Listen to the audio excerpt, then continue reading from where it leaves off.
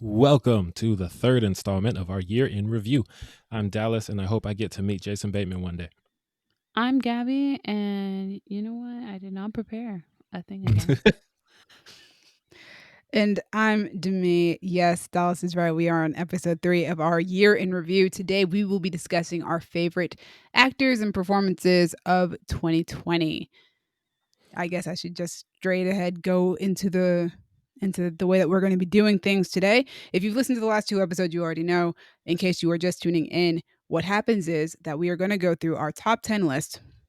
And if somebody has something on their list that is higher on somebody else's list, they're going to call skip, and we're going to wait until we reach the highest point that actor is on somebody's list. Hopefully that is not too confusing, but you guys will figure it out as we go through the episode. It becomes pretty obvious as we go through. Yes, in case you need an example, if Gabby has Leroy Pipe at number 10 and Demi has him at number 7, Demi will yell skip, and then we'll wait till we get to 7 to discuss that actor. I can't Interesting with name you you. came up with there. It's a reference from Brooklyn Nine-Nine. Wait, who's Leroy Pipe? Why don't I I'll tell you remember later. this? Colin has abandoned us, but that doesn't Yeah, matter yeah. right now. Before we talk about our favorite actors, please like and subscribe, because if this podcast gets bigger, more of the actors on the list might find it and feel good about themselves. Yeah. Or else That's a good hate reason. me for mean things I've said about them. I mean, Well, you haven't, hopefully not today. yeah. No. Today's a celebration. Yes. But I am like very petty and like mean All right, sometimes. all That's right, true. guys. Let's keep it nice. Let's keep it nice. Today, we're going to start off with our honorable mentions as we always do. Dallas, do you have any honorable mentions? I have 5. Let's run through them real quick.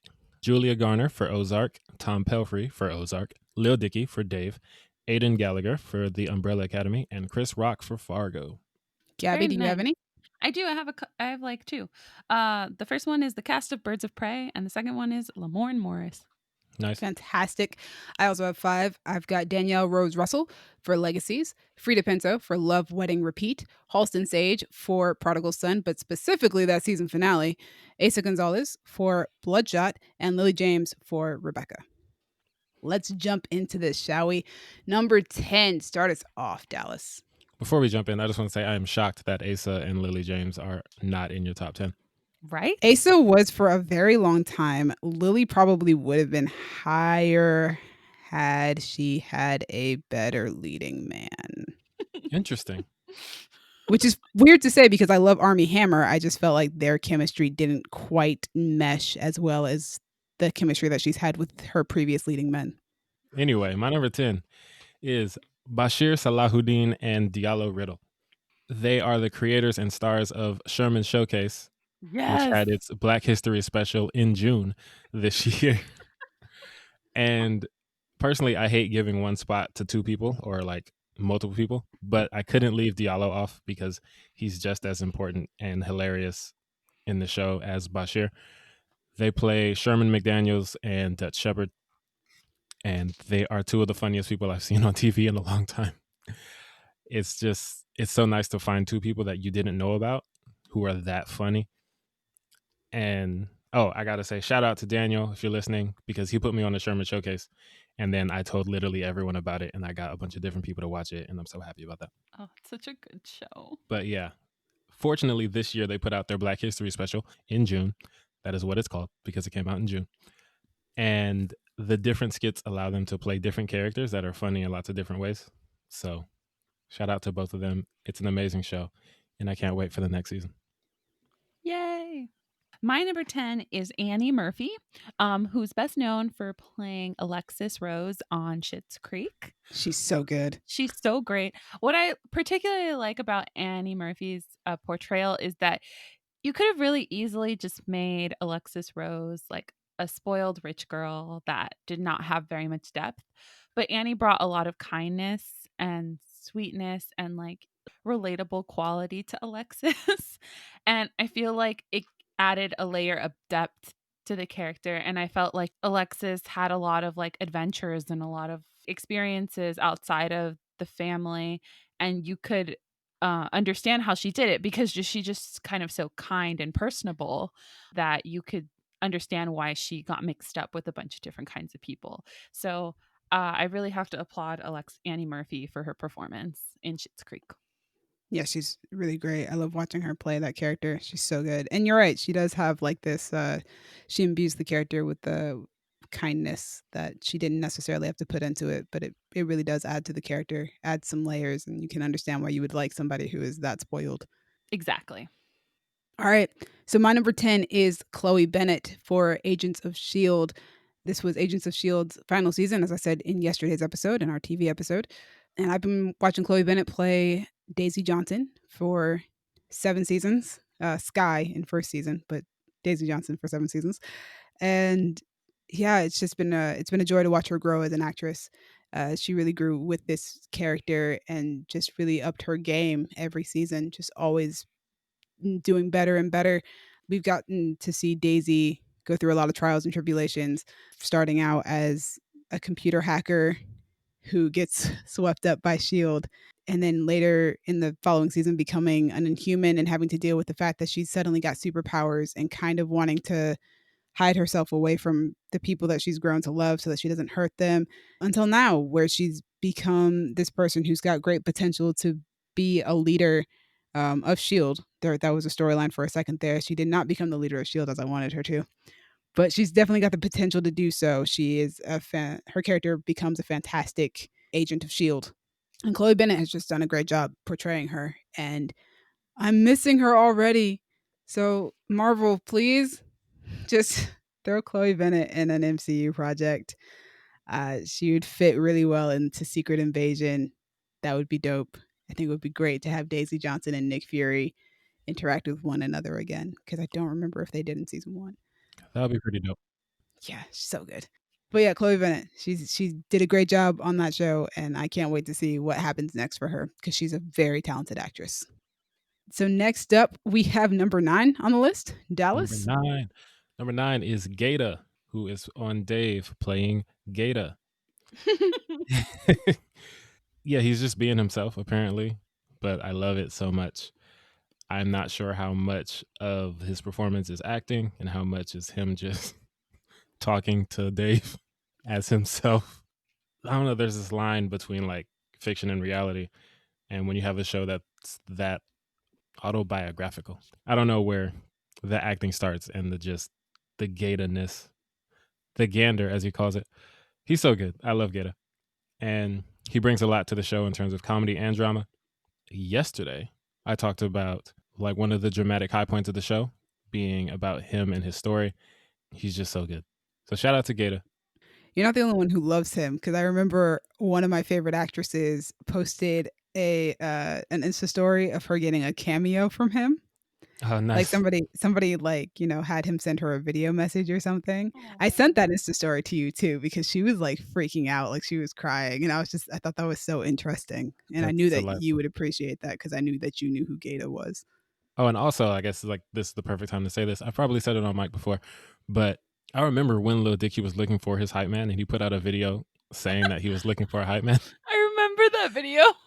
Then the next time we see, like Lil Dicky's on tour, and he has like videos documenting his tour, and Gata's there, and I've seen Gata on stage twice Yep, with Lil Dicky, twice. and their energy is just so perfect, and I'm just so happy for Gata. Like I'm happy for all of them, but Gata in particular because if he actually did just like respond to that video with an audition and then become this level of famous, he's a hero. It's like a Cinderella story. Yeah, Gata, you're my hero. Gata, we made it. Or you made it. We're still over here, but it's fine. Yeah, we're trying to make it. We're working on it. Gabby, who's your number 9? My number 9 is Anya Taylor-Joy, who has Ooh, had nice. quite the year considering quarantine. Yes.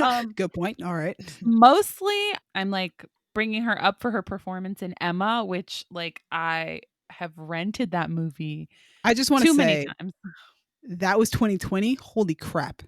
Yeah, that was like the second to last movie I saw in the theaters. It, it was Emma, and then it was Bloodshot, and that felt like an eternity ago. But no, it was this year. Goodness I mean, gracious. last year. Oh, I mean, yeah, last year. Sorry, but yeah, it was 2020. But yeah, mostly for her performance in Emma, but like she's had an amazing year with New Mutants, Queen's Gambit, and I believe she was in the most recent season that came out of Peaky Blinders. I don't know if that was this year. I think that was this year. Oh, it's been such a Who long or knows? 2020. It's just been such a long year. Had quite the year. She's an amazing, I feel like at this point, established actress, and I can't wait to see what else she shows us. But particularly, I loved her performance in Emma. I felt like she brought Emma into the 21st century, and really liked it. Really liked You that should performance. watch Dark Crystal: Age of Resistance because she does a really good job doing voice work on that show. Ooh, okay. Yeah, she plays one of the 3 leads on the show. Oh, I did not know that. Yeah, that cast was stacked. Yeah. All right, so my number 9 is Ritu Arya for her performance as Lila Pitts on The Umbrella Academy. We did not do a character list this year, but I feel like if we did, Lila would have been on my list. I had known about who Ritu was because of some smaller roles that she'd done, specifically in Last Christmas with Emilia Clarke. So it was really nice getting to see her in a much larger role, specifically like in The Umbrella Academy. It's a much larger role, and I feel like she played that character with so much heart, but she still made her very morally ambiguous. Like you still felt for her, but you were also like, girl, you making some bad decisions. What's up? Why are you doing this? Definitely. But you understood why. You kind of understood why. I've seen some of the fandom like get on her case about it, but I'm just like, y'all need to step back or just stop watching the show. But yeah, she's so good on the show, and that character was such an interesting character to be written, and I think Ritu, being the person that she is, made the character very interesting to watch. Also, in real life, she also makes music. She's a drummer, which is pretty freaking cool. Nice. And she has videos of her and David Castaneda dancing on her Instagram, which is really, really sweet. Adorable. But yeah, she was great as Lila. And it was one of my favorite performances of the year for sure.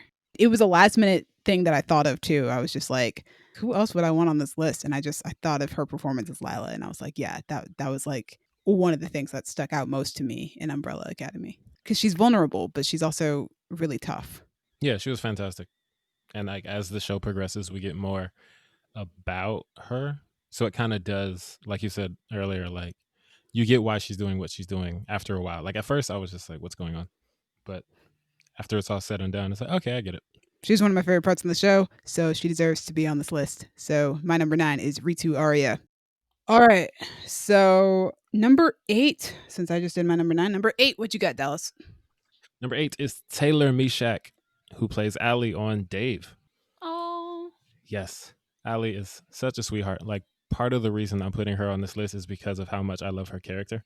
Yeah. She is just the sweetest thing. She's so understanding and just so supportive. like so supportive. And Dave is an idiot. And she puts up with so much nonsense. And she's really funny. She is. She's really funny. And there's so many weird scenes that she like just plays so well. And I don't even and she's like table. Exactly. The milking table, which I didn't want to bring up. But oh god. But she was such a cool girlfriend for that. Honestly, like the way that episode ends with her on top of the table and the roommate coming home is one of the favorites, one of the funniest scenes in the show. Yep. Yeah. Taylor's amazing. And like Gaeta, she gets to be very funny, but also has her moment to shine dramatically. Like I talked about on yesterday's episode, the episode that I refer to as the Molly episode, which is about the sister's wedding. Like, man, Taylor showed some drama. And prior to this, all I had seen her in was Lil Dicky's pillow talking video. Yeah. And she's almost unrecognizable. Yeah, I didn't know that was her until I like watched it again. It's like, oh my God, that's Allie. But she is sweet and lovely and pretty. And I want to see her in more stuff. So shout out to Taylor. Moving along. Shout out. Gabby, your number 8. My number 8 is Pedro Pascal. Of course it is. Yes. Because I just don't. How does he make us like? I'm lost for words at like how well he acts without being able to use his face. I don't get it. Obviously, he's very talented, and like to the point where the audience is rooting for us to not show his face. It's just it's excellent work. I don't think he's ever going to be recognized for how much work he's actually putting in, but gosh, and like to the point where I didn't want to see his face because like you knew how much that would hurt him I saw to somebody like say show. that the first time he took off his helmet on the show, they closed their eyes out of respect for the Mandalorian. Yeah, see, it's just like so well done, and it's like a part of me was like really disappointed that we were never gonna get to see his face because I was like, then what's the point of Pedro Pascal? But like now I understand, like you need somebody at that level of skill to be able to sell and act in a different way. Like I know that when you go to like a training for acting, you're not just taught like, expressions on your face. You're taught to break down the character, which means, changing the way that you move and walk and all that stuff. And that's really come into play with his portrayal of the Mandalorian. So, Pedro Pascal, for that Yeah. reason. Somebody on Twitter also pointed out, I think it was Twitter. I don't know. It was somewhere on social media. I saw it. I check my social media too often to remember where. But they pointed out how in the episode in season 2 where he removes his helmet, the way that he moves his head, like when Bill Burr is speaking, he turns his head completely towards Bill Burr. And then when somebody else is speaking, he turns his head completely towards that person. And then when Yeah. somebody's coming up behind him, he turns his body completely because Mando wears the helmet all the time. So if he's going to look at you, it can't be out of his peripheral. He doesn't have peripheral sight. That's not something he's used to using. So he uses the full motion of his head to look at you. Exactly. And his body. Yeah. Yeah. And I was just like, oh, that's a good point. That's so good. I never would have even noticed or even thought about that. But it's something that, somebody that's done their character work does think about. Exactly. And Yeah. it's just like ugh. And then like unconsciously it bleeds into like our consciousness as an audience member. Like it's just like one of those things that like he prepped that, but like it's not really in your consciousness until someone points it out, but like you still unconsciously noticed it, right? Because he was behaving awkwardly like somebody that doesn't have a helmet on, right? He wasn't behaving the way you're supposed to, but you didn't quite notice it on your like on your in your consciousness, right? It's just something that's back there where you're like, oh, he's not. There's something off, right? I don't Yeah. know if I'm making sense, I think I but get you. Yeah. we can move on. All right. Well, my number 8 is Emma Mackey for her role as Maeve on Sex Education, which means that she's been on this list for like almost an entire year. Shout out to her. Yeah, she's she's so great as Maeve on Sex Education. Maeve always has particularly difficult storylines to deal with because she is a character who really has nobody. She doesn't really have family. Her mother basically abandoned her when she was like her mother had a drug addiction. So she's basically been raising herself for the most part and her mom comes back into her life in season 2. And Emma just she plays it so well. Maeve also has a younger sister, so Maeve starts helping to take care of the younger sister, and Emma just shows off this like maternal instinct because she's taking care of her younger sister, obviously, and her sister needs somebody to look out for her because her mom keeps kind of bailing on that responsibility. And then this season just slowly progresses to Maeve having to basically call social services on her mom and get her younger sister taken. You can see on her face just how difficult it was for her to have to do that, to call her mom because she was hoping her mom would get better, obviously. It's heart-wrenching. It's so sad.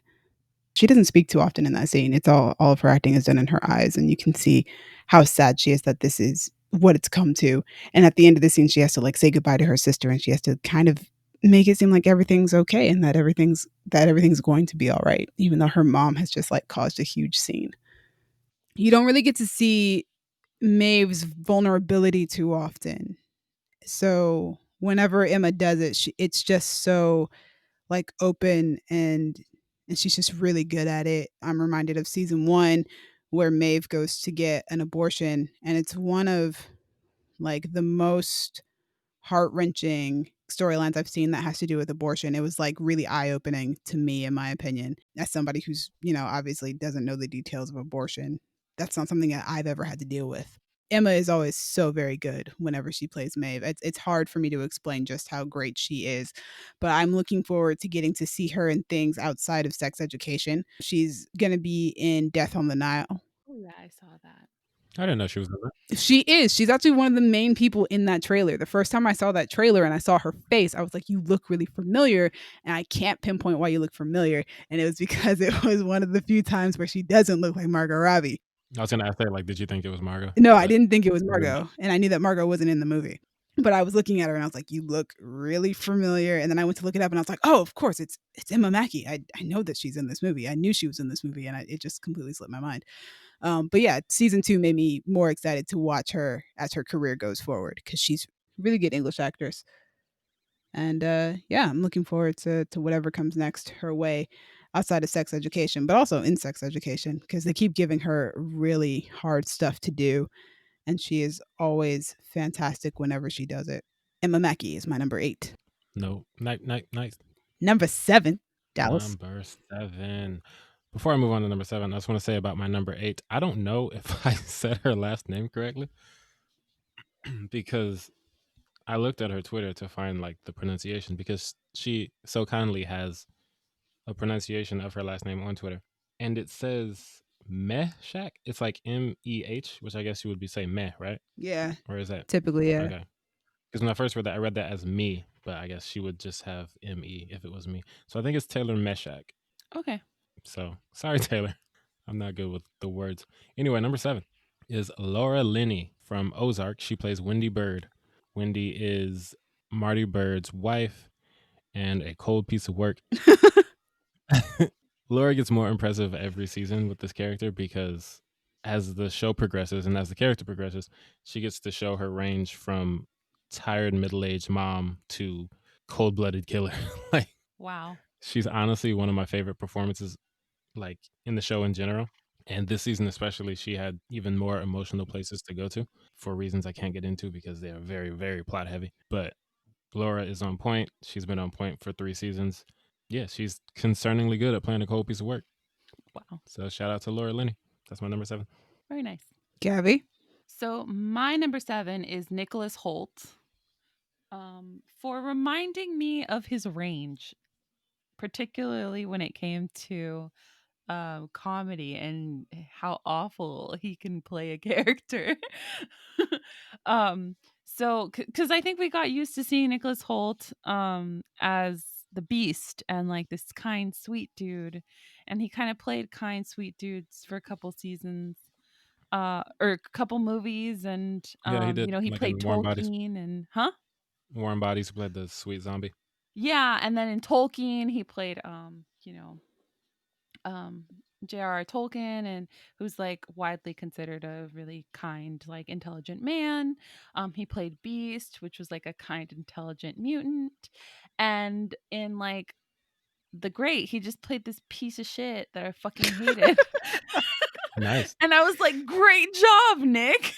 I was like, thanks for reminding me of like the kind of characters you played when you were younger, because he played Tony on Skins, and Tony was an asshole. Tony sucked. And that like and he just like came in swinging on The Great. And so that's why he's on my top 10, because he reminded me of his range, and I like gotta respect it. All right. All right. All right. Very nice. Very nice. So we're gonna stick with the Mad Max Fury Road alumni because my number 7 is Abby Lee for her role as Christina Braithwaite in Lovecraft Country. She is freaking amazing on that show. It's ridiculous how great she is on that show. I never would have anticipated it. Abby Lee is formerly a model, and now she has discovered her love of acting.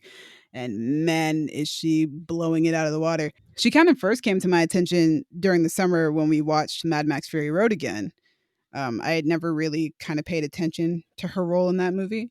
And then so to see her in Lovecraft Country was kind of mind boggling because she was playing this character that I feel like would be difficult for any actor to play. She really walks that line of being evil, but also trustworthy. It's weird. It is weird. She's very compelling for that reason. Like, I don't think that there is ever a moment where Christina Braithwaite ever lies to you. I feel like she's always honest, which is weird to say about a character who's evil. Yeah, it is an interesting. There's a straightforwardness to her evil. Yeah, like she's not the things that she does, even if we don't understand her motivations for it, if you asked her why she's doing it, she'll tell you. Like she's gonna be straight out about it. The episode 1, she kind of just starts off as this mysterious femme fatale type, and then as the season goes on, she gets just more and more compelling, especially with her relationship with Ruby. And her and Wunmi had so much chemistry, it was ridiculous. You should not be rooting for that couple, but they are very interesting to watch together, and there's something compelling that makes you want to see more of what they're doing. It makes you want to see more of what Christina's up to. She's got kind of like a white knight syndrome going to her. The character itself was just fascinating, and I just think that Abby Lee just walks that that line so perfectly. And fun fact, that role was actually originally supposed to be played by Elizabeth Debicki, and I'm kind of glad that Abby Lee got it, because as much as I love Elizabeth Debicki, I now can't imagine anybody else doing it other than Abby Lee. Also, the model walk that Abby Lee was consistently giving throughout the season is ridiculous, and her clothes were always on point. And she was very, very convincing as someone who's into race play. Listen, I don't even know how to respond to that. But yes, You saw Stop the it, show. Dallas. You saw the show. I did see the show. Yeah, she was really great. Like even in the vulnerable scenes where Christina gets to be vulnerable, which are far and in between. I was reading a thread actually the other night. Somebody was breaking down the character of Christina, but somebody pointed out like the way that Abby Lee like also doesn't blink too often, which you kind of forced to like look her in the eye, which also kind of makes her more intriguing. Abby Lee is also very expressive with her face, which I love. I love actors who are super expressive, and I guess her kind of not blinking too often also kind of forces you to really see the emotion in the eyes. But she's also really good at hiding the things that she doesn't want you to see, and then just full on expressing the things that Christina wants you to see. So like, yeah, you should definitely keep an eye out for her facial expressions. Some of them are freaking hysterical too. I also have always really liked the small moments that she has as Christina, the little small choices that she makes. So the first time that she meets Ruby as Christina at that party, it took me a couple watches to realize that the reason why she knocks on the window is because Ruby says something along the lines of, "This bitch is late," or something like that. Nice. You get to see Christina's reaction to that moment, and she kind of pauses a little. She takes a deep breath as if she's trying to like get her bearings together, and then she knocks on the window. And then when Ruby comes back again, it kind of looks like she like collects her bearings again. It's like the small things like that, where at that point we didn't know what Christina's end game was, or we didn't know as much about her at that point. We didn't know the secret that she was holding at that point. So she kind of was giving like little hints and stuff that were subtle enough that you wouldn't catch them. And then it's also sometimes the way that she'll say certain words. Like if you that same scene when she talks about what they did to William, she says the word trash, and the way that she enunciates it is the weirdest way I've ever heard it said, and it's so dramatic, but it's amazing. And she's got this strange mix of a country accent with a transatlantic accent, but it's so perfect for that character. It's crazy. And also, the bitch better have my money driving scene, iconic.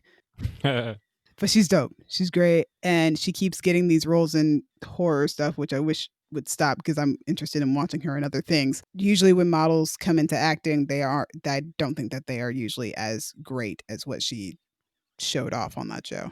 I think that she could legitimately get a nomination for an Emmy. Very nice. Very nice. Yeah, that's why Abby Lee is number 7 on my actors list, and I'm glad Dallas was here to hear that one. As am I. As am I. Because Gabby was not going to ask the tough race play questions. Oh, she wasn't. Nope. All right, guys, we're on number 6 now. Who do you guys got? Dallas? Number 6 is Cynthia Erivo for The Outsider. She plays Holly Gibney. This is one of the better performances I saw this year. Well, first off, apparently this character was supposed to be white, but Jason Bateman wanted Cynthia Erivo, so shout out to him because that was the right choice. I don't know how to explain her character's, I guess, like mental situation, but I guess the best word would be like she's a savant in the way that she can kind of like calculate things, faster, but then she doesn't have the same level of like social interaction skills and stuff like that. So She's what? she's like good at school but bad at people. Maybe Like, I think there's some. I don't want to like speculate, but I feel like she's probably on the, like, she might be on the spectrum in some form. But there's just so much like media about that versus how much I've actually seen in real Okay. life, so I can't really speculate too much. Oh, But okay. whatever she is playing as, she does it very well. She adds a lot of just everything to that show. She's like probably the best performance on the show, and that says a lot because Ben Mendelsohn was really bringing it, and so is everybody else. But yeah, Cynthia Erivo, she's great. Not enough people are talking about her performance, so here I am doing that Nicely done. and passing it on. Thank you, Gabby. Who's your number 6? My number 6 is Bill Burr. Ooh, nice. Hey, Yeah, for a couple reasons, for his performance this year in King of Staten Island, and also for his character on The Mandalorian. Yo. Um, I wanted to see that movie and I never did. oh, it's really good. I feel like they could have gone harder on the drama, to be honest, but like it was a solid movie. Bill Burr did an excellent job. Like, just, comedians can do drama really easily. Comedy's extremely difficult, and Bill Burr really brought it. His character on The Mandalorian was so cool. Yo, Mayfeld, bro. Yeah, and then they just added so much like depth and like Yeah. like tragic backstory Yeah. and so much layer, and then you could just see it in his face, and great job. Great performance by Bill Burr. Kayla showed me that scene when she was watching that episode, and I was like, "All right, Bill, Yeah, see right? you out there." Yeah, that episode, one of the reasons I loved it so much was that it really kind of, in my opinion, dove into the trauma that comes with post-war. He was a soldier in the Empire, so he saw a lot of stuff that was awful. And Star Wars never, I don't think we ever really give a lot of attention to Imperials, especially post-war, what they're feeling, what they felt.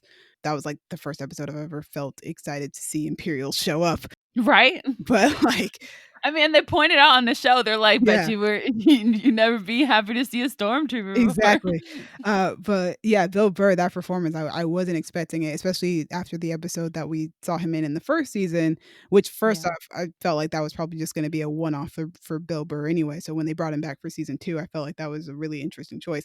And then to Yeah. see them give him this moment of post-traumatic stress and how he goes about it, it's insane. And he does a fantastic job. Yeah. And geez, what was I gonna add? Oh, I got so excited by what you were saying. It's gone. um, but I just did such a good job. And that's what I was gonna say. He put up with a lot of the other characters talking shit about him because he was an Imperial. And then you finally understand that, like, he left that behind because of how awful it was. And you finally like believe him that he's out of that life in that episode, and just the sadness and the anger and the trauma, and it was a very short scene. So I really got to give Bill Burr his due. That's why he's on my top 10 list. Also, this isn't really his acting, but That man, Saturday did I Night love Live. that Saturday Night Live monologue he gave. Oh, Yo, the it freaking was so Gucci boots amazing. over Yes. Oh my God. I was just telling my my family about that at Thanksgiving. It was beautiful.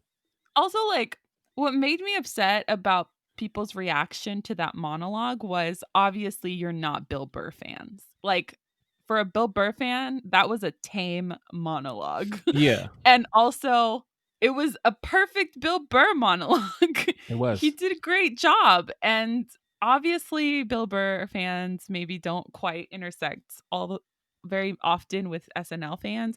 I'm definitely both. Right.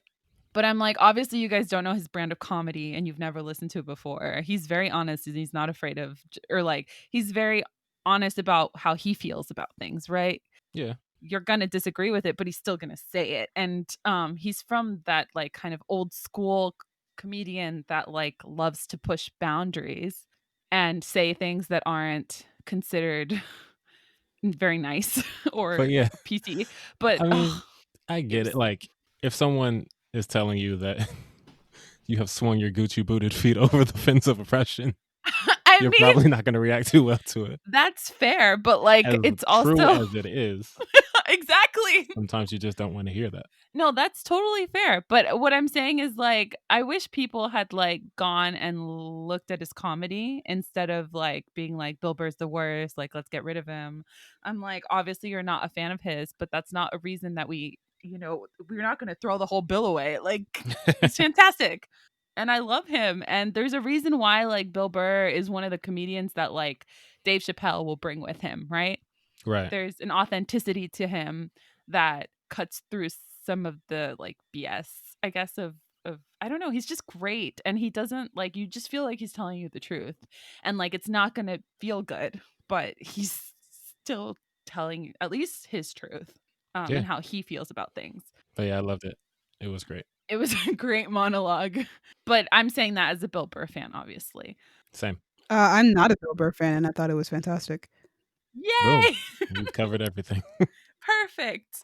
Anyway, I had to include him on this list because he really he's just so good, and I'm so glad he's starting to act more, because he usually, when he did act, he was like in the background, or he was like an extra, or he was doing a cameo. And I'm glad that, like, we're getting to see his chops. We're getting to see him front and center, and I like it. Dope, dope, dope. So, my number 6, guys, shouldn't be a surprise to anyone because it is Hannah John-Kamen for her role as the Stranger in Netflix's The Stranger, and as Helm Watson in Peacock's Brave New World. That makes sense. I don't have to say it. Hannah John-Kamen is one of my favorite actresses up right now. If not your fave. No, she's not. I don't think I have a favorite actor of the moment. That's a lot. I appreciate and love and respect too many actors to be like, yeah, that's my favorite actor. Yeah, Hannah John-Kamen, just The Stranger and Helm are two very different roles. I just have so much respect for the way that Hannah portrays a lot of her roles because her characters are all very, very different, from even in Killjoys when she was playing 2 to 3 characters at a time. In this situation, the stranger is this enigma that nobody can figure out. You know, she just pulls up on you and tells you, "Hey, I know your family's deepest, darkest secret." Yeah, Or she she'd know, pulls up and ruins lives. yeah, she pulls up and ruins people's lives with her computer hacking and telling them secrets about somebody who they didn't know the secret about, and now they got to figure some stuff out. That's what she does, and you know, she's really good at that. She's somehow very good at playing the enigma who slowly, and as the show goes on, you unravel more about her character and her history and why she does the things that she does. But until then, you know, it's fun to watch her be a mystery to everyone around her and also a threat because you don't know what this bitch is going to say to you. Hell, you don't even know when she's going to show up. And then Helm is weird. Helm, I think when I talked about Helm on I I don't remember which podcast. I want to say it was either Comic-Con or a Quarantine Watch.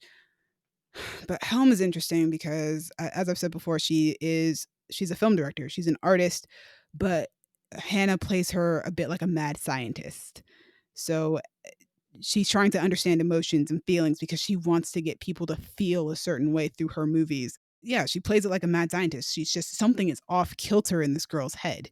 So when you meet her for the first time, she's got this crazy, weird accent voice thing that is half Valley Girl and half posh English woman. I heard her voice and was like, what in the hell is this? And I've said it on Twitter a couple years ago. Hannah John-Kamen just pulls voices out of her pocket because she just picks random ones at will and uses it for a character. But yeah, she uses that voice for most of the season. And then when her character begins to understand what it truly means to be human, what it means to feel emotion, what it means to feel true emotion and to not be repressed and prohibited, her voice changes into what I'm used to Hannah actually sounding like. So she pulls back this fake veneer in her voice and in her pitch, and it becomes real because her character is finally becoming her authentic self. And I just thought that that was such a good acting choice. They do something similar on the show where like she's been wearing like a platinum blonde wig the whole time, and she removes it when she finally starts to become her authentic self. But I felt like the voice choice was a much stronger, more subtle approach to that change in character. At that point, the character also becomes very like she's got like this childlike wonder when she's now exploring things, when she's trying to understand things. She's not so much like this being seeking carnal desire or whatever. She has a legitimate wonder about the world and a curiosity. and it's very interesting. And I don't think there's going to be a season 2, but watching her character transform, especially since she was only a supporting character on that show, watching her character transform in that way was fantastic and interesting. So, of course, Hannah John-Kamen is going to be my number 6 on my list. Do not be surprised when she shows up next year on the list for doing Resident Evil, because it'll probably happen. We will not be surprised. I also think it's really cool. Like, I'm always impressed by voice acting in general, but also just like changing your voice depending on what's going on with your character. Yeah, From like examples of like Kevin Conroy playing Batman in the 90s, and then like Allison Williams in Get Out, when that scene toward the end where she just blew all of our minds with her voice. yeah, yes. Oh yeah, Yeah, the so stuff like that terrifying has always been scene. really cool to me. Yeah, Hannah does it all the time, and I'm just like, I guess from now on, when I watch her in projects, I'm just gonna have to like wait and see what she decides to do with her voice. Because I feel the same way about when she plays Ghost in Ant-Man and the Wasp. It's not much of a change from her actual voice, but I feel like it's a slight bit higher because Ghost has a childlike curiosity because she doesn't really deal with a lot of people. So when she's in that moment where she meets Scott for the first time, it's her first interaction with somebody outside of Bill, and so she's got like this childlike, "Hi, it's nice to meet you." And her voice is just a slight bit higher. So I always find it interesting whatever voices that she decides to use for her characters because she does it a lot, surprisingly. Yeah, that was an interesting scene. It was odd at first, but then I'm like, oh, okay, I get it. It's odd, but I've watched that scene so often that I think I've got it pinpointed down why Ava acts the way that she does. But yeah, top 5, guys. Top 5. Top 5. Oh, also, before I jump Yay. into number 5, another amazing example of changing your voice, Teddy Perkins. Oh my god. Stephanie Couldn't. Beatriz is Rosa. Oh, also, yeah, that entire role is some fantastic voice gymnastics. I look forward to seeing what Hannah pulls out for Jill Valentine. Dallas, who you got for number 5?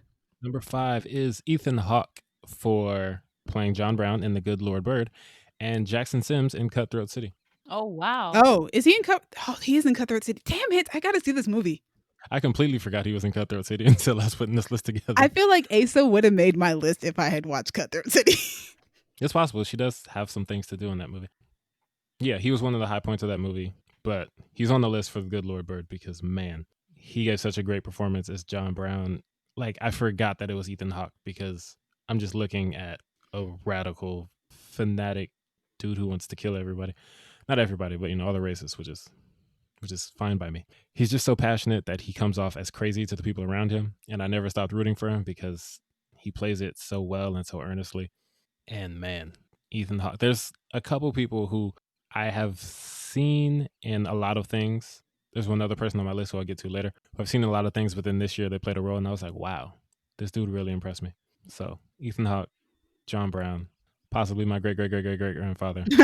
Watch our last episode for that. But yeah, that's my number 5. Nicely done. Gabby, number Very 5. nicely done. Yes. My number 5 is Maitreyi Ramakrishnan from Never Have I Ever. And the main reason is this is probably one of her like first or second roles. It was like natural for her. Like she just led the show. She's the main character. She did a really solid job, and I'm just like, I just can't believe that she hasn't really been on film sets like that before. And she's really young. She's only like 18, and she did a fantastic, fantastic job. So that's why I had to put her higher up on the list, because she was number 1 on the call sheet and she carried that show. And it was only like her first or second job ever. So mad props to Maitreyi Ramakrishnan.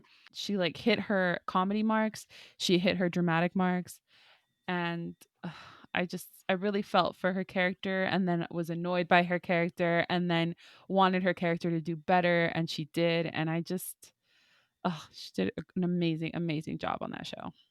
And so that's Shout why out to she's the on my list. youngins. Nice. Yeah, great job. All right, my number 5 is a favorite of mine, and it is Charlie Hunnam for his role in The Gentleman. Yeah, The Gentleman. I love that movie so much. Yo, that movie's amazing. Yes. He plays the character of Ray. Raimundo. No, Ray. And I put him on this list. He's been on this list, I think, all year, actually. I put him on the list because I'm so used to Charlie playing these tough, roughhousing, dudes. Like I'm used to him being Jax Teller, or I'm used to him being like this rough Arthur kid from the King Arthur kid from the street type of thing. Like Yeah. that's the type of guy I'm used to seeing Charlie Hunnam play, and that's Mhm. in my head who he is when he's playing a character most of the time. Like that's him. That's the role that he takes. Ray, it feels so different because even though Ray is a tough guy, Ray is so like micromanaging, anal retentive kind of guy. Like he doesn't like things to be messy, and he's kind there's something straight-laced about him that I'm not used to associating with anybody that Charlie Hunnam plays. Even in Pacific Rim, for instance, again, another tough guy, kind of snarky type of dude. So it was really nice to see Charlie kind of break out of that role. This is his second time working with Guy Ritchie, I think, after King Arthur: Legend of the Sword, and I think that their team up is a really nice. It's a really nice one for Charlie. I think that works out really well for him. So yeah, it was just really nice to see Charlie play something completely different than what I'm used to him seeing and doing a great job of it. I had a great time watching him play this character who is so uptight about the way that things are supposed to go. He was fantastic. He's great. Yeah, way to play against type, Charlie. Very much He was so so. good. Now, Charlie, can you go back to playing a pretty boy, or is that unacceptable? I mean, he's still a pretty boy. He He was doesn't. just like an uptight pretty boy. No, because no, he's not as pretty boy as he could be. He plays rough and gruff types. Like if he wanted to play a pretty boy, well, I guess he kind of did in Crimson Peak, but I've also never seen Crimson Peak. You want him to go back to like undeclared level? I would love just once, just once. Okay, The Undeclared was actually what I was thinking of when I said that. of course. He's kind of sworn off pretty boy roles for the most part. I think he's actually said that. Actually, his next role needs to be playing Oliver Queen / Green Arrow in a DC movie across from Journey Smollett. That's all I got to say on that. It would be dope. I want it Yeah. so bad. Oh, yes. He'd That would be he'd be amazing. perfect as my favorite archer. But anyway, yeah, my number 5 is Charlie Hunnam. Number 4, guys, where we at? Number 4. Wah, wah, So, wah. I always, or I guess usually, I try to keep track of where people were on my list last year, and there hasn't been a lot of overlap between this year and last year. Oh, that's There's funny. one person. Yeah, this person was number 1 on my list last year. So my number 4 is Will Smith. Hey, that's funny. If we Hey. were keeping track of that, yeah, I think Hannah John-Kamen was my number 1 last year. And she's my number 6 this year. I don't Yeah, people remember. Yeah. I sliding don't down the remember. ranks. But It depends on the project. But yeah, Will Smith. yeah, because last year Will was in like 3 different movies, Yeah. and this year he was in Bad Boys for Life, playing Mike Lowry. First off, he's Will Smith. Of course, he's going to be on my list. Y'all know me. But also, he's playing one of his most entertaining characters to me. Mike isn't the most likable in this movie. I still admire Will's ability to bring the same Mike Lowry energy when he's 50 years old. Also the charisma, man. It's the charisma. Yeah, like Will just has so much charisma. Even when I'm just shaking my head at like the stubbornness and the ridiculousness of the character, I'm just like, man, Will is selling this. He hasn't lost a step from what, 25 years ago? I don't know when Bad Boys 2 came out. It was a while ago. No. 25 years was I think the first Bad Boys. Yeah, that's not long. Either way, it's been a long time. He hasn't missed a step. He's still Mike Lowry, and he's still my favorite actor. Will Smith, that's my number 4. He also had the Fresh Prince reunion this past year, but that's not really acting. That doesn't count. He did, yeah. I don't know if I want to put that on there because it wasn't so much acting, but it Well, we was did like talk one of about Bill my favorite Burr's, things. stand-up That's true. comedy. So Just wanted to throw that on. But yeah, like the Fresh Prince reunion was one of my favorite things I watched this year. It was, as the self-proclaimed biggest Fresh Prince fan ever, it just, man, I was feeling some things.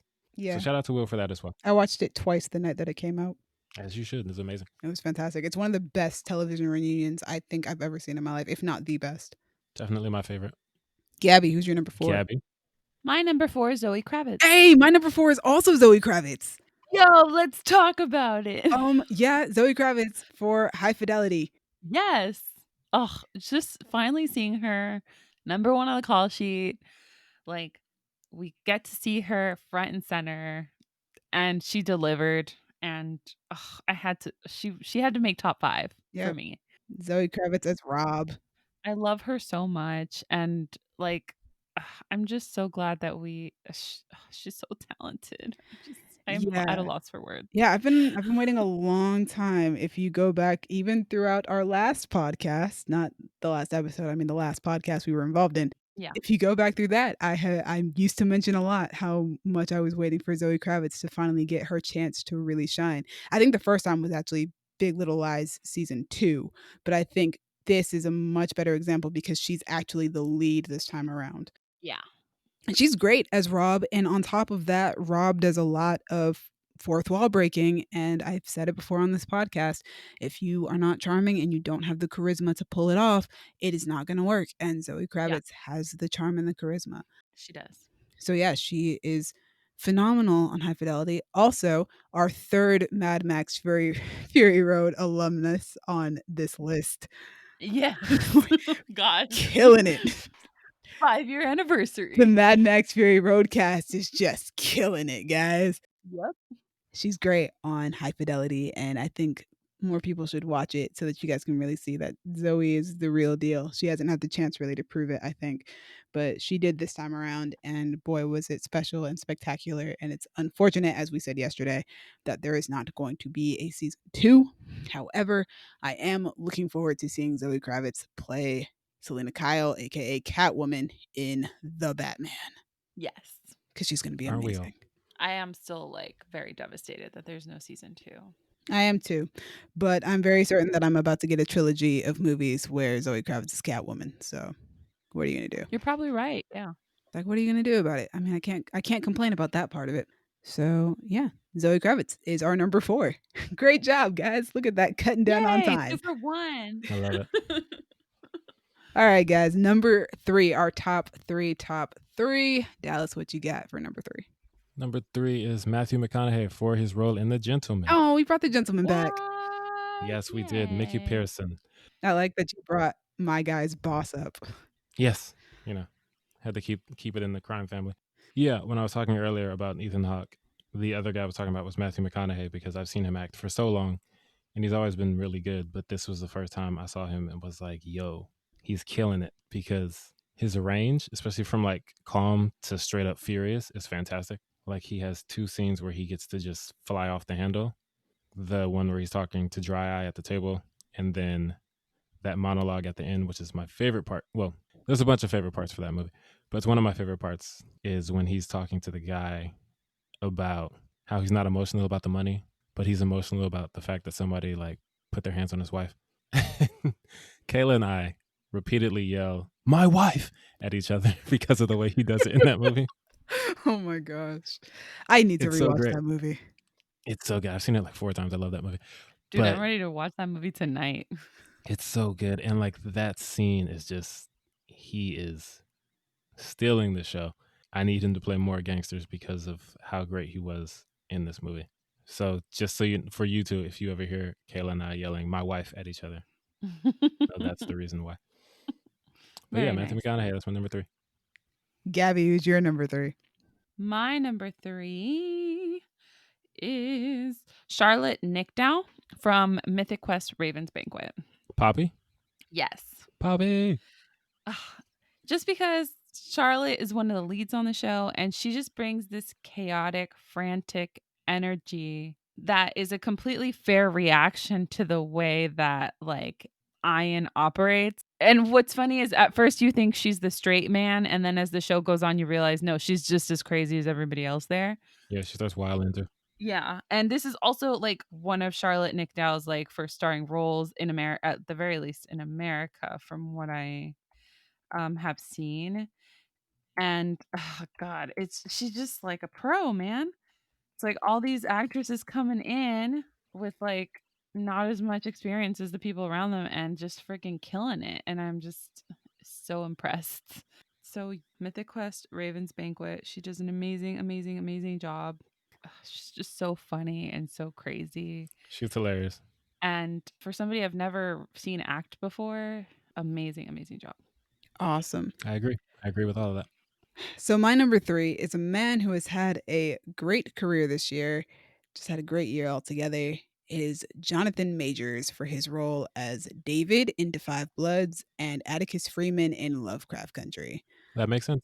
First time I saw him was in Da 5 Bloods as David, and The first thing that really comes to mind for me is the scene where he steps on the mine, the active mine.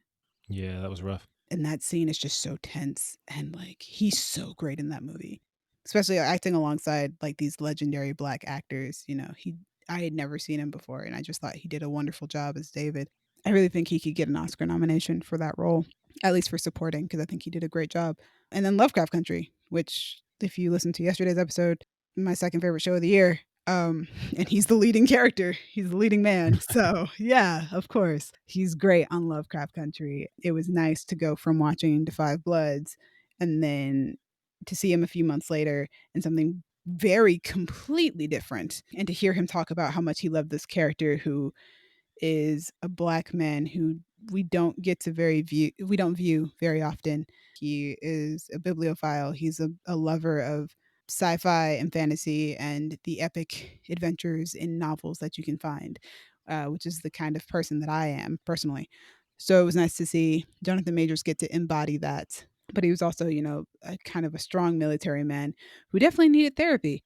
Oh, poor baby. Atticus needed so much therapy. Then again, so did David. They both had daddy issues. So They were going I through it. wanted to give him so many hugs from the few episodes that I saw. I was like, you know what Atticus needs is a hug. Atticus needed a lot more than a hug, man. True. But yeah, Jonathan Majors has just been fantastic all year. I did not see him give a bad performance, not once. And I'm super excited to see him play Kang the Conqueror when Ant-Man and the Wasp: Quantumania comes out. And hopefully I'm sure that with a character like Kang, that's gonna be a multi-film ordeal. More than likely, yeah. So yeah, my number 3 is Jonathan Majors, and it is well deserved because he had a great year. Yeah, I agree. And yes, he did. Number 2, Dallas, who you got? Number 2 is Colin Farrell because of The Gentleman. Oh my god. I cannot with you. Okay, Fair so point. That was your favorite character in the whole movie. Oh, technically, great Colin job Farrell. though. I saw him in 2 movies this year. He was also in Ava as a character named Simon. He was also in Artemis Fowl. I didn't watch that. He was in Artemis Fowl for 2 seconds, yes. Yes, Kayla and I started to watch it 7 minutes in. She said, I can't do this, and we turned it off. I don't blame her. So that's not part of this. But yes, Ava wasn't great, but Colin was good in it. But he was definitely my favorite part of The Gentleman, and that says a lot because that cast is stacked. We have talked about it twice already, 2 separate actors being great. Colin Farrell is like, I came out of that movie wanting a spinoff about Coach because in addition to his character being like, I guess, morally the most upstanding, like he's just trying to take these kids and teach them the right thing and keep them off the wrong side of the tracks.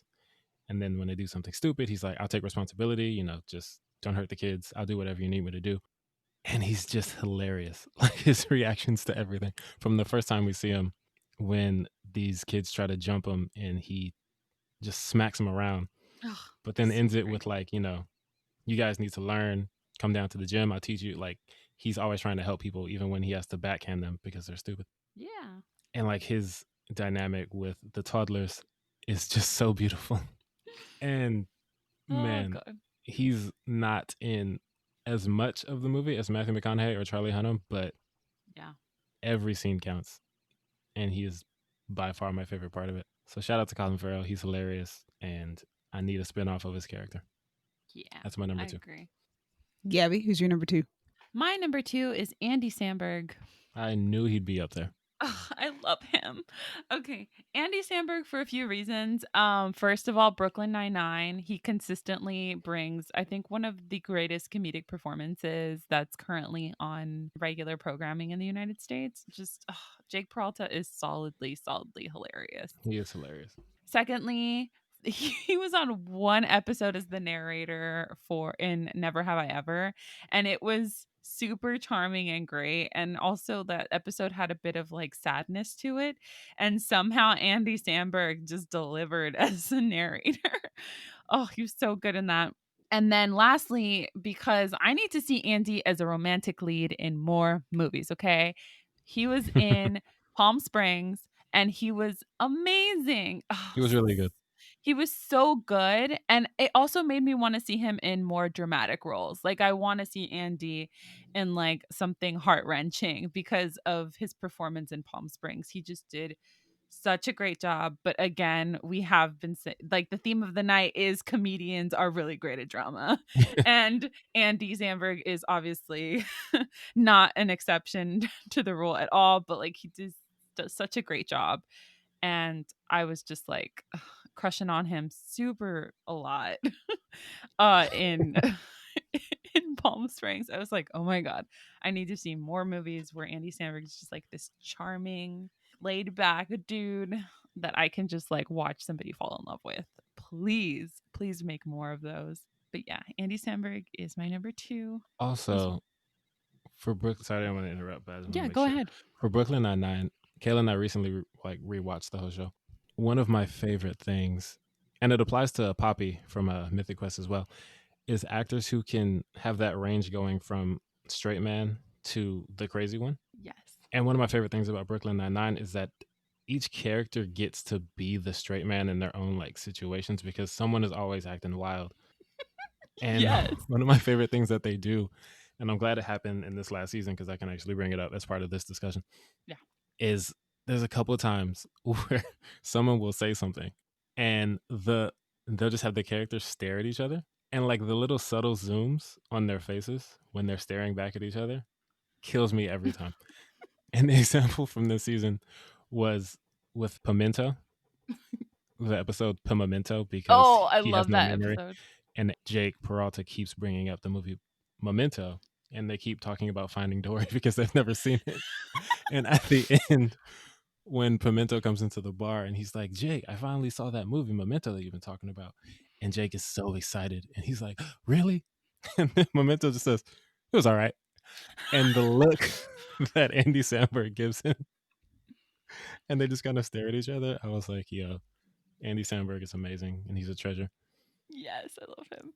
Actually, before just a brief little Brooklyn Nine-Nine thing, one of the things that I think sets Brooklyn Nine-Nine apart is that it's scripted comedy that's it's not mockumentary style, but the camera sometimes has mockumentary style angles and zooms, and I love that aspect. I Yeah, they don't do think it. I've seen it anywhere else before, and it just Ma'am, it Glee exists. oh, I guess. Yeah, I guess Glee. I didn't really watch Glee, so I don't I remember haven't seen any it. of the Can't comment. details of the way it was filmed. But Brooklyn Nine-Nine does it, and it's just great. I love it. I Their love camera it work so is much. fantastic. It adds so much to the comedy. Like the little subtle zooms on people's reactions are amazing. Yeah, where it seems like it's just handheld, and we're like, and like somebody's there documenting it, but nobody's aware of it? Question mark.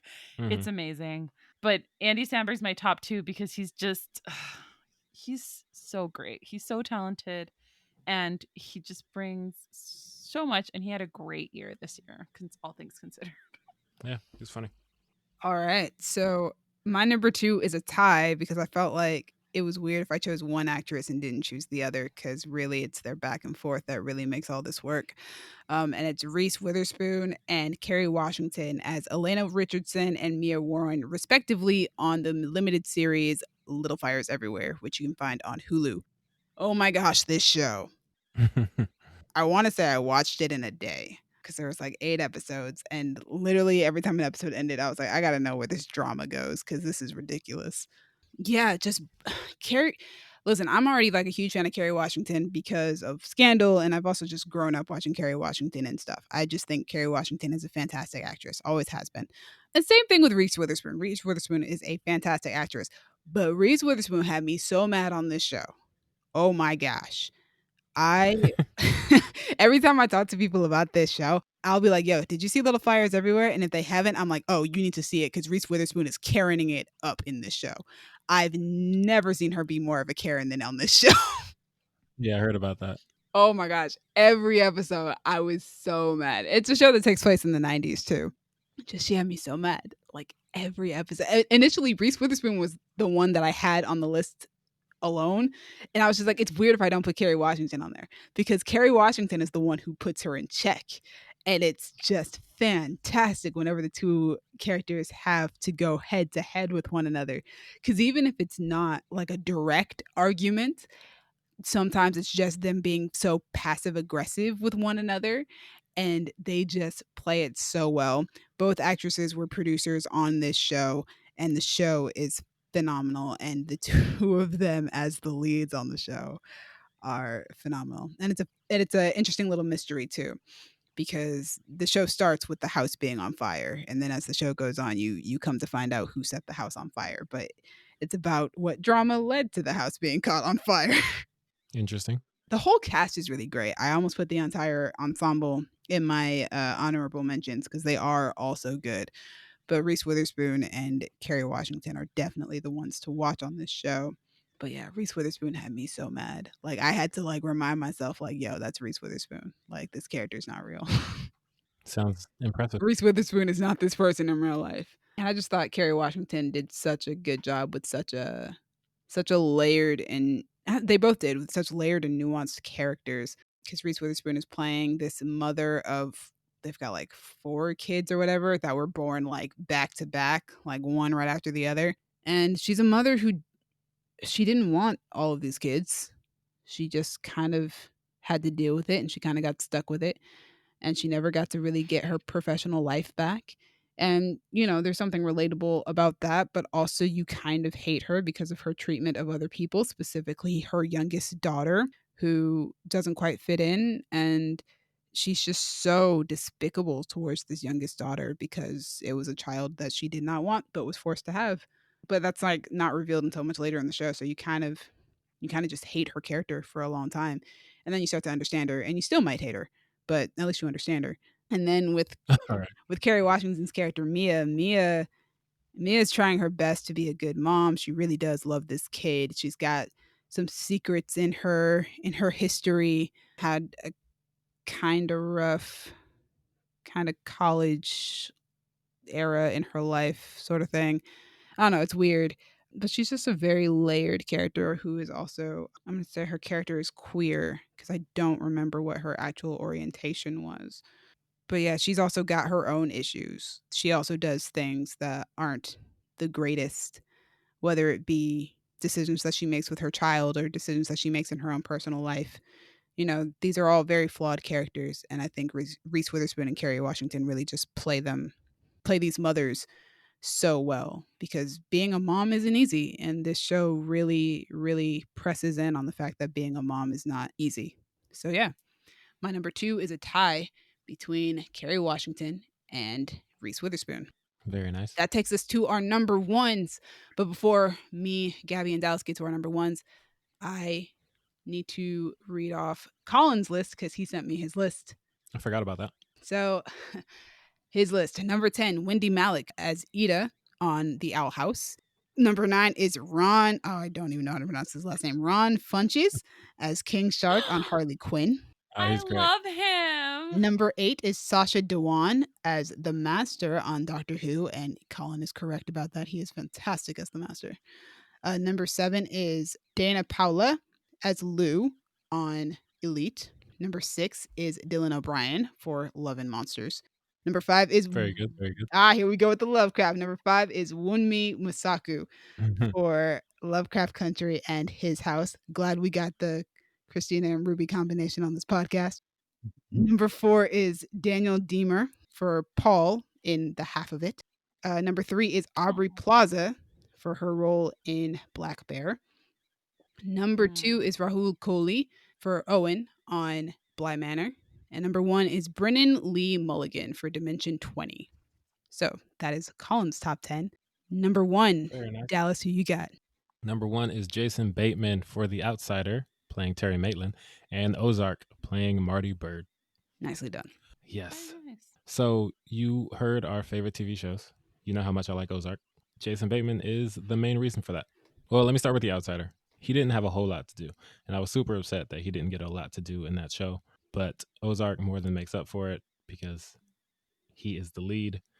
I mean, yeah, it really is the theme today of funny people being good at dramatic acting because Jason will never stop impressing me with his dramatic talents because of how funny he always has been to me. And he's like one of my favorite comedic actors. So just seeing him kill this role for 3 straight seasons and the fourth and final season coming whenever it does, I am forever impressed. He still gets to let his comedic talent shine here and there. Like the show is pretty bleak, but they have moments of levity. And Jason Bateman just has that Michael Bluth-ness to him that brings the perfect amount of like drama, but when there's room for comedy, he hits it. So Jason Bateman, number one. Shout out to Ozark. Gabby, number one. My number one this year is Dan Levy. I figured it would be. Um, He's been fantastic. oh, he's so great. Dan Levy for his role in Schitt's Creek and for his role in The Happiest Season as John. He was David Rose in Schitt's Creek. David Rose, ugh, actually, David is like the second almost straight man. Like Eugene Levy's character on Schitt's Creek is the actual straight man. He's the one that's like normal and everyone around him and his family and kind of the town acts ridiculous and he's like what is going on? Um and then David is like ridiculous in and of himself and like the clothes he wears is very God, I dramatic. love his wardrobe. Oh god, and apparently because they actually so Dan Levy is like a fashion aficionado, but they didn't have a very big budget for season 1, so a lot of their wardrobe they still wanted to have like high-end designers, so they did a lot of consignment, but they still found some like really great pieces. And like if you're into that kind of like high-end fashion and obscure designers, there's a lot of like nuggets within the fashion of especially with David Rose and Moira Rose, like the mom. The mom wears like these amazing ostentatious outfits. And that was all like Dan Levy's. That's like partly Dan Levy's doing. So he's amazing in Schitt's Creek. He's like creator, writer, all of that on the show. And then and then his character of John in Happiest Season. Ugh, it was more of like an act, like a cameo, but he was hilarious and just like the friend that you want to come and rescue you. And boy, does he! And the blunt friend, he did such a great job in that role. He had some of the greatest lines in the whole movie, and he really had me laughing. So Dan Levy for not really having been versed in his work last year to this year. Ugh, Yeah, love totally him. agree. Wish him the best. I know right now he's a showrunner on a show that's on, I think it's on NBC or on Fox because I know he's like not unemployed. He's still working for a sitcom, but he's amazing. He's doing a great job. I love him. He's my favorite actor of this year. Dope, dope, dope. And that leaves me to finish us off for the night.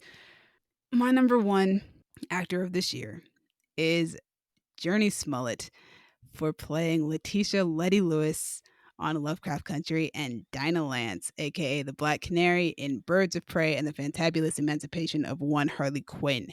Saw that coming. Yes. Journey Smollett was in two of my favorite things of this year. And so she had to be definitely towards the top of my actors list. But yeah, she just had a fantastic year. As somebody who has grown up watching Journey Smollett and to finally see her get her kind of just due this year, people are finally really starting to pay attention to her, is really exciting because I've been a fan of Journey Smollett since I was a child.